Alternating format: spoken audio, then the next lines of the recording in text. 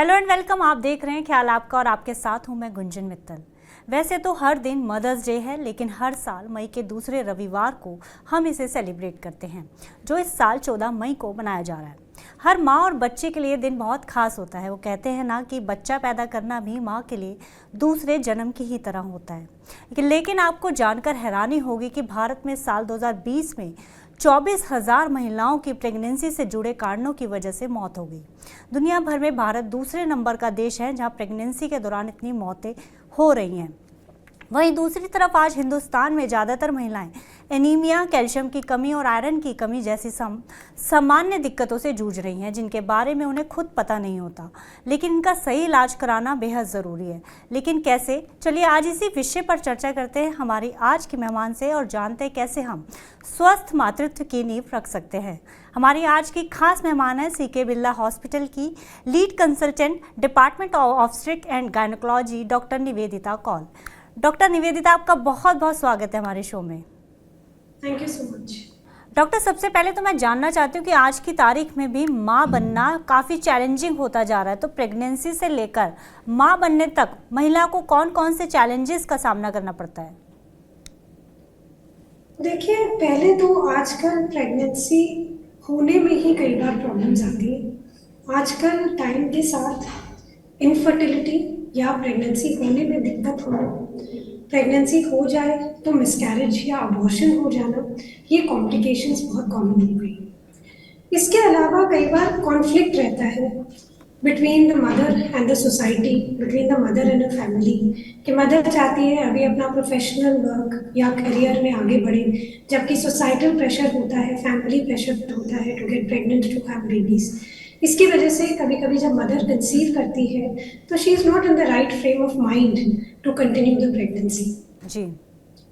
अगर pregnancy welcome है तो भी प्रेगनेंसी के साथ चैलेंजेस आते हैं, फिजिकल प्रॉब्लम्स आती हैं, फिजिकल प्रॉब्लम्स के साथ साथ मेंटल प्रॉब्लम्स भी आती हैं। फिजिकल प्रॉब्लम्स जैसे कि पहले 3 महीने में गैस्ट्रिक ट्रबल्स, वॉमिटिंग, नोजिया, थकान होना, लास्ट 3 मंथ्स में बढ़ते बच्चे के वजन की वजह से पेट में दर्द, पीठ में दर्द, कमर में दर्द। ये तो उन प्रेगनेंसीज की मैं बात कर रही हूँ जो अनकॉम्प्लिकेटेड है। कॉम्प्लिकेशंस भी आ सकते हैं, up to 5% of pregnancies can have complications, जिसकी वजह से कभी कभी मदर के ऊपर हमें बेड रेस्ट इम्पोज करना पड़ता है। मटर्नल एंजाइटी, मटर्नल स्ट्रेस भी प्रेगनेंसी में बढ़ जाता है। मदर्स को एंजाइटी होती है कि लेबर डिलीवरी का प्रोसेस कैसा रहे, बच्चा हेल्दी पैदा होगा या नहीं। Most mothers nowadays are working, they are finding it difficult to find a balance between their work as well as the pressures of pregnancy. Leave लेना मुश्किल होता है। मैं देखती हूँ बहुत कंपनीज जो है वो सपोर्टिव नहीं है towards the needs of pregnant women. इसके अलावा बॉडी में कॉस्मेटिक चेंजेस आते हैं, जैसे कि मोटापा, वजन बढ़ जाना, स्किन में चेंजेस आना, झाइयाँ पड़ जाना। तो ये जो कॉस्मेटिक प्रॉब्लम्स हैं ये भी कुछ लेडीज को ट्रबलिंग लगती हैं। जी बिल्कुल। Most important is what I have found is a lack of support on the parts of the society, on the part of also the family members, especially the husband. Many women come to me and tell me during pregnancy that our husband does not understand what we are going through. हमारी family नहीं समझ पा रही, वो हमें for granted ले रही।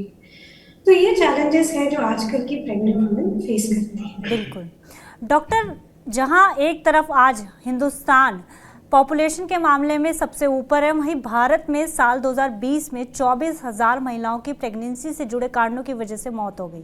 बहुत बड़ा नंबर है ये। दुनिया भर में भारत दूसरे नंबर का देश है जहां प्रेगनेंसी के दौरान इतनी मौतें हो रही हैं।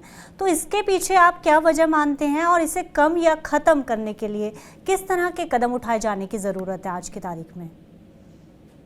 देखिए, ये बहुत ही आपका पर्टिनेंट सवाल है, क्योंकि हम एक बड़े privilege section of the society को केटर करते हैं। हम एक टर्शरी लेवल हॉस्पिटल जहाँ पे हर तरह की सुविधा प्रोवाइड की जाती है मदर को, हर तरह की टेक्नोलॉजी अवेलेबल। बट ये फैक्ट है कि 70 to 80% of our population is living in rural area. तो majority of our deliveries also happen in rural area. गाँव में बहुत क्राइसिस है, डॉक्टर्स की ही नहीं, मैं डॉक्टर्स की बात नहीं कर रही, मैं ट्रेन्ड बर्थ अटेंडेंट्स की बात कर रही हूँ, ट्रेन्ड नर्सेस की बात कर रही हूँ जो डिलीवरीज कर रही हूँ। There is also lack of awareness. ये समझा जाता है कि प्रेगनेंसी तो बड़ी प्राकृतिक चीज है, चाइल्ड बर्थ बड़ी प्राकृतिक चीज है, तो जैसे चल रही है वैसे चल रही है। इम्पोर्टेंस ऑफ एंटीनेटल केयर, 9 महीने मदर की supervised care, complication detection, nutritional problem, इन सबकी अवेयरनेस नहीं। इसके अलावा मेजॉरिटी डिलीवरी घरों में ही होती। प्रॉब्लम्स जैसे कि पीपीएच, पोस्टमार्टम हेमरेज, अत्यधिक रक्तस्राव होना डिलीवरी के बाद, इन्फेक्शन हो जाना, ये लीडिंग कॉज है मर्टलिटी। इसके अलावा लैक ऑफ रेफरल सर्विस, कि अगर किसी मदर को कॉम्प्लिकेशन हो रही है तो सही टाइम पे उसको एक इंस्टीट्यूट में रेफर करना जहाँ पे उसकी देखभाल हो सके, कॉम्प्लिकेशंस या मोर्टेलिटी, उसकी डेथ प्रिवेंट हो सके। मेडिकेशंस का बहुत अभाव है, जैसे कि डिलीवरी के बाद अगर किसी लेडी को एक्सेसिव ब्लीडिंग हो रही है, एक सिंपल सी मेडिसिन है ऑक्सीटोसिन, बहुत ही चीप, बहुत ही सस्ती अवेलेबल हो तो लाखों महिलाओं की जाने बच सकती है। But there is a possibility of these medicine. तो ऑब्वियसली सरकार को ऑन वॉर फुटिंग इन चीजों का ध्यान देना है, सरकार कर भी रही है, but there is a lot which still needs to be done. Doctor, हर महिला चाहती है कि वो माँ बने और प्रेगनेंसी हर महिला की ज़िंदगी का बहुत ही खूबसूरत पड़ाव भी होता है, लेकिन हिंदुस्तान में आज भी कई महिलाएं लिंग भेद के चलते काफ़ी कुछ सह रही हैं। फोर्सफुली अबॉर्शन, फोर्सफुली प्रेगनेंसी, ये किसी ट्रॉमा से कम नहीं है कई महिलाओं के लिए। तो इस पे आपकी क्या राय और इसे कैसे बदला जाना चाहिए एज अ सोसाइटी, हम कैसे देखते हैं इसे? देखिए, वैसे तो I really applaud the efforts of the government. Government ने बहुत एफर्ट्स करे हैं कि सेक्स डिटर्मिनेशन के बेसिस पे अबॉर्शन ना हो, क्योंकि ये अबॉर्शन ना केवल इलीगल है बट मटर्नल डेथ और मोर्टेलिटी का बहुत जरूरी एक कारण है। पीएनडीटी एक्ट बहुत फोर्सफुली इंट्रोड्यूस किया गया है, पर बात यह है कि छोटे शहरों में, छोटे अस्पतालों में अभी भी गर्भपात हो रहे हैं, सेक्स डिटर्मिनेशन के बाद फोर्सिबली अबॉर्शन किए जा रहे हैं, which is a very sorry state of affairs. तो ऐसे में सरकार तो जो कुछ कर सकती है वो तो कर ही रही है। The most important thing and the need of the our is, पर हम सोसाइटी की सोच बदलने में अभी भी काफ़ी पीछे हैं डॉक्टर। आज हर कोई जो फैमिली है वो 1 या 2 बच्चा चाहती है, उसमें भी उसको एक बॉय या गर्ल चाइल्ड चाहिए। तो ये आज की तारीख में भी इसको हम कम नहीं कर पाए हैं। बिल्कुल, तो बहुत इम्पोर्टेंट है लोगों का माइंडसेट चेंज होना, और वो थ्रू एजुकेशन, थ्रू अवेयरनेस। लड़कियां लड़कों से कम नहीं है, लड़कियां लड़कों से आगे बढ़ रही है। They are sources of finance for their house, they are not a burden on the house. ये समझ जो है, ये परिवर्तन जो है, ये लाना जरूरी है, और ये सिर्फ मीडिया के थ्रू, एजुकेशन के थ्रू आना, और शायद आगे आने वाली जनरेशन में खत्म भी हो जाए ये गैप, कि जिस तरह से जो हमारी प्रेजेंट जनरेशन है वो इस बात को एक्सेप्ट कर रही है। और it is very heartening to know कि प्रेजेंट जनरेशन को इन बातों से फर्क नहीं पड़ता। बट प्रॉब्लम ये है कि प्रेजेंट जनरेशन भी अभी पास्ट जनरेशन के साथ ही रह गई है। तो जब तक वो चेंज या परिवर्तन हर जनरेशन में नहीं आता, तब तक इस चीज से फ्री होना पॉसिबल नहीं। बिल्कुल डॉक्टर, आपने शुरुआत में एक चैलेंज की बात करी और इस चैलेंज को बहुत गंभीर चैलेंज की तरह देखना चाहिए, इनफर्टिलिटी, और ये आज की तारीख में बेहद ही आम और बड़ी समस्या बनती जा रही है। इसके बारे में आपका क्या विचार है और किन वजहों से इनफर्टिलिटी की समस्या इतनी ज़्यादा बढ़ रही है और इसे कैसे कम किया जा सकता है? ठीक है, बिल्कुल सही कह रहे हैं। आजकल जो प्रेग्नेंट हमारे पास आते हैं उससे कहीं ज्यादा संख्या उन लोगों की है जिनको प्रेग्नेंट होने में सहायता की आवश्यकता पड़ रही है जी। अब इनफर्टिलिटी के बढ़ते नंबर्स का एक इम्पोर्टेंट रीजन है कि मदर थोड़ा सा लेट एज पे प्रेगनेंसी के लिए ट्राई कर रही है। तो जनरली आजकल मदर्स एजुकेटेड है, प्रोफेशनल लाइफ में आगे बढ़ना चाहती हैं। जैसे मैं समझती हूँ, मदर्स प्रेगनेंसी को अपने प्रोफेशनल करियर के लिए एक सेटबैक समझती है, जिसकी वजह से आजकल कपल्स फाइनेंशियल स्टेबिलिटी को सबसे ज्यादा इम्पोर्टेंस दे रही है, और उसकी वजह से प्रेगनेंसी थोड़ी सी डिले हो रही है। और हम ये सब जानते हैं कि मदर की फर्टिलिटी उसकी एज से लिंक्ड होती है। 35 ईयर्स के बाद हमारा ओवेरियन रिजर्व कम होने लगता है लेडीज का, हमारा फर्टिलिटी पोटेंशियल कम होने लगता है जी। बिसाइड्स दैट एक बहुत इंपॉर्टेंट रीजन है our stressful professional life. Husband wife दोनों भागा दौड़ी में लगे हैं, दोनों को अपने साथ एक दूसरे के साथ टाइम स्पेंड करने का मौका ही नहीं मिल पाता। बिल्कुल। अपने लिए एक दूसरे के लिए टाइम निकालना ही उनके लिए मुश्किल हो रहा है। तो सिर्फ प्रेगनेंसी के लिए और कनेक्ट करना ये बड़ा मुश्किल हो रहा है उनके लिए। And one of the most important factors is lifestyle change. अगर हम देखें कि आजकल जंक फूड या प्रोसेस्ड फूड, स्मोकिंग, ड्रिंकिंग, ये चीजें आजकल बहुत ज्यादा कॉमन हो गई है। मुझे लगता है कि इसकी वजह से भी मेल्स और फीमेल्स की फर्टिलिटी में फर्क पड़ता है। बिल्कुल डॉक्टर, प्रेगनेंसी में और प्रेगनेंसी के बाद महिला के जीवन में कई उतार चढ़ाव आते हैं, जिनमें से एक है पोस्टपार्टम डिप्रेशन। तो मैं पोस्टपार्टम डिप्रेशन के बारे में आपसे जानना चाहती हूँ कि क्या और क्यों होता है और इस स्थिति में किन बातों का ध्यान रखना चाहिए। देखिए, पोस्टपार्टम डिप्रेशन एक बहुत वेल नोन एंटिटी है। तो कितनी बार जो लेडीज हमारे पास डिलीवर हुई वो मेरे चेंबर में आके रो पड़ती है डिलीवरी के within 1 month because they are going through this problem. और इसका एक डेफिनेट केमिकल और हार्मोनल बेसिस है। ये ऐसे नहीं है कि ये कुछ हवा में हो रहा है। पेशेंट्स की बॉडी में डिलीवरी के बाद हार्मोनल चेंजेस आते हैं which make them prone to depressive tendency. तो इस टाइम पे जो चीजें पोस्टपार्टम डिप्रेशन को एग्रीवेट करती है वो होती है कि मदर बड़ी इनसिक्योर फील करती है कि किस तरह से अपने छोटे से बच्चे का पोषण कर पाएगी, किस तरह से अपना प्रोफेशनल वर्क रिज्यूम कर पाएगी। यहाँ पे बहुत इम्पोर्टेंट अगेन मुद्दा आ जाता है फैमिली सपोर्ट का, परिवार के सपोर्ट का, इमोशनल सपोर्ट का। मैं तो ये कहती हूँ कि इस टाइम पे मदर की हेल्थ को हर फैमिली मेंबर को एज प्रायोरिटी ट्रीट करना चाहिए। कॉन्फ्लिक्ट फैमिली में with in the in-laws, with in the husband, ये सब कॉन्फ्लिक्ट हमें अवॉइड करनी चाहिए। एंड यस, अगर हमें लगता है कि पोस्टपार्टम डिप्रेशन की टेंडेंसी कुछ ज्यादा हो रही है तो हमें शर्माना नहीं चाहिए साइकियाट्रिस्ट की हेल्प लेने में। जी डॉक्टर, आज हिंदुस्तान में महिलाओं में न्यूट्रिशन की कमी बेहद आम समस्या है, जिसकी वजह से iron deficiency, calcium, vitamin D deficiency, anaemia जैसी कई हेल्थ प्रॉब्लम्स काफ़ी आम होती जा रही हैं। तो डाइट का महिलाएं कैसे ख्याल रखें, किस तरह की डाइट और किस उम्र में लेनी चाहिए? देखिए, जैसे मैंने कहा, the number 1 most important thing is staying away from processed food. हमें junk food, ready to eat food जिसमें मैदा नंबर 1, चीनी नंबर 1, तेल, घी, फ्राइड प्रोडक्ट्स, इनसे दूर रहना चाहिए। जो हमारा नॉर्मल इंडियन खाना है जिसमें सब्जी है, दाल है, दूध है, योगर्ट है, दही है, इन चीजों पे, फ्रूट्स है, वेजिटेबल्स है, इन पे हमें जोर देना चाहिए। रेडी टू ईट चीजें, रेडी टू ड्रिंक ड्रिंक्स, इनसे प्रोसेस्ड ड्रिंक्स, एरेटेड ड्रिंक्स, इनसे दूर रहना चाहिए। जी डॉक्टर, जिस तरह से हमारी पॉपुलेशन बढ़ रही है, जहां पहले 1000 पेशेंट पे एक डॉक्टर था, आज वहीं पर 1000 पेशेंट पे एक कंप्लीट डॉक्टर भी नहीं है, 0.7% डॉक्टर है।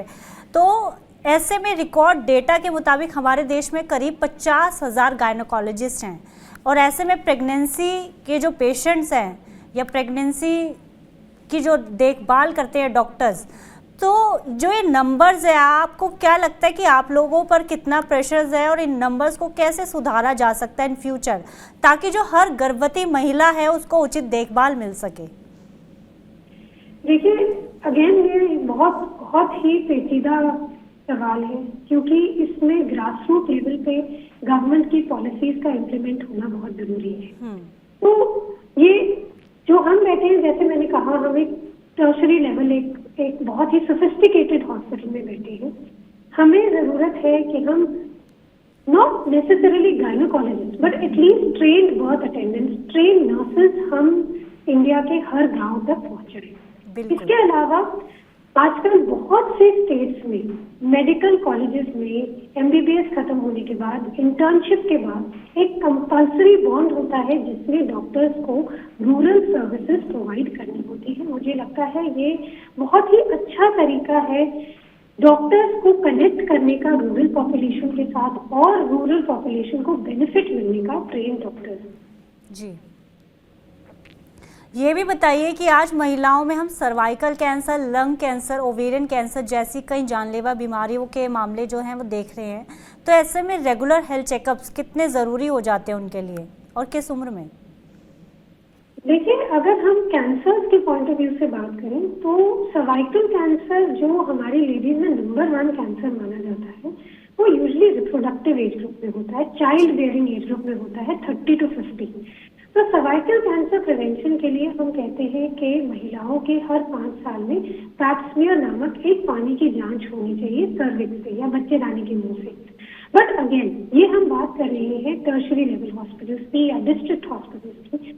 अगर हम ग्रास रूट लेवल पे जाएं तो हर 3 से 5 साल में एटलीस्ट एक बेसिक इंटरनल चेकअप जरूरी है। इट इज वेरी इंपॉर्टेंट कि लेडीज में अवेयरनेस क्रिएट हो सर्वाइकल कैंसर के बारे में और बाकी कैंसर के सिम्टम्स के बारे में, ताकि वो ये जान सके कि अगर उनको रेगुलर ब्लीडिंग हो रही है, फाउल स्वेलिंग डिस्चार्ज हो रहा है, ब्रेस्ट में कोई लंप पता चल रहा है, तो उनको तुरंत एटलीस्ट एक हेल्थ केयर वर्कर की राय लेनी है। जी। ब्रेस्ट कैंसर की इंसिडेंस यूजुअली 50 इयर्स के बाद होती है, तो इसके लिए अगेन हम रेगुलर मैमोग्राफी रिकमेंड करते हैं। But again grass root level पे, विलेज लेवल पे just a simple breast self examination, इसके बारे में अवेयरनेस होना कि महिलाएं खुद अपने ब्रेस्ट का चेकअप कर सकती हैं और अगर उन्हें कुछ प्रॉब्लम लगे तो अपने पेरिफेरल हेल्थ वर्कर से कनेक्ट कर सकती हैं। जी डॉक्टर, ये बताइए कि मदर्स डे है तो माँ को गिफ्ट देना तो बनता है, तो क्यों ना हम ऐसा गिफ्ट दें जिससे माँ की हेल्थ का पता लगाया जा सके, क्योंकि आजकल कई बीमारियाँ ऐसी हैं जिनके लक्षण जल्द दिखाई नहीं देते, तो इन बीमारियों का पता टेस्ट में चलता है। तो ऐसे में माँ का हेल्थ चेकअप कराना कितना सही रहेगा और कौन से टेस्ट करवाने की सलाह देंगे आप हमारे जो व्यूअर्स हैं? या गर्भावस्था की बात करें या मैं ओवरऑल मदर की हेल्थ की बात कर रही हूँ। हाँ, तो मदर्स की हेल्थ के लिए देखिए, जो कॉमन प्रॉब्लम्स होती हैं वो प्रॉब्लम्स होती है जैसे कि nutritional problems, anaemia, vitamin D deficiency. तो इनके जो ब्लड टेस्ट हैं वो बहुत रेडिली अवेलेबल हैं। अगर इनमें कमी आती है तो हम डाइट के माध्यम से इनकी हेल्थ को करेक्ट कर सकते हैं। जैसे मैंने कहा, यूजुअली 30 to 50 ईयर्स की एज में हम 3 yearly to 5 yearly pap smears recommend करते हैं। 50 के बाद हम रेगुलर मैमोग्राफीज रिकमेंड करते हैं। और अदर देन दैट, अगर पेशेंट को कोई स्पेसिफिक सिम्टम्स हो तो उन्हें अपने डॉक्टर से राय लेना जरूरी है। जी, तो मदर्स डे के मौके पर आप हमारे दर्शकों को क्या सलाह देना चाहेंगी? मैं यही कहना चाहूंगी कि आजकल की महिला बहुत ही प्रोग्रेसिव है, बहुत ही इंडिपेंडेंट है, बहुत ही इंटेलिजेंट है। मदरहुड का डिसीजन ये आपका अपना डिसीजन होना चाहिए। ऑब्वियसली आप अपने पार्टनर को कॉन्फिडेंस में लेके तब प्रेगनेंसी प्लान करें जब आपको लगे कि आपकी बॉडी फिजिकली और मेंटली इसके लिए रेडी है। कोशिश करें कि अपनी मदरहुड का फेज एंजॉय करें। मोस्ट प्रेगनेंसीज मैं ये बताना चाहूंगी, 95% प्रेगनेंसीज लो रिस्क प्रेगनेंसीज होती है, जिसमें हम unnecessary medication bed rest patients को एडवाइस नहीं करते। तो ये समझ के आप प्रेगनेंसी के रास्ते पे अग्रसर हुई। जी डॉक्टर, आपका बहुत बहुत शुक्रिया हमारे लिए कीमती समय निकालने के लिए और साथ ही हमारे तमाम सवालों के जवाब देने के लिए। Thank you so much doctor. Thank you so much for having me. तो जैसा कि डॉक्टर ने भी बोला, स्वस्थ समाज के लिए महिलाओं का स्वस्थ और शिक्षित होना बेहद ज़रूरी है, इसलिए हर महिला को अपने परिवार के साथ साथ अपनी सेहत का भी पूरा ख्याल रखना चाहिए। और हाँ, जैसे माँ बच्चे का ख्याल रखती है, वैसे ही हर एक बच्चे की भी ये जिम्मेदारी बनती है कि वो अपनी माँ की सेहत का पूरा ख्याल रखे। तो इस मदर्स डे अपनी मदर की सेहत का हमेशा ख्याल रखने का प्रण लें। आज के लिए बस इतना ही, हम फिर हाजिर होंगे नए एपिसोड में। आप देखते रहें TV9 डिजिटल।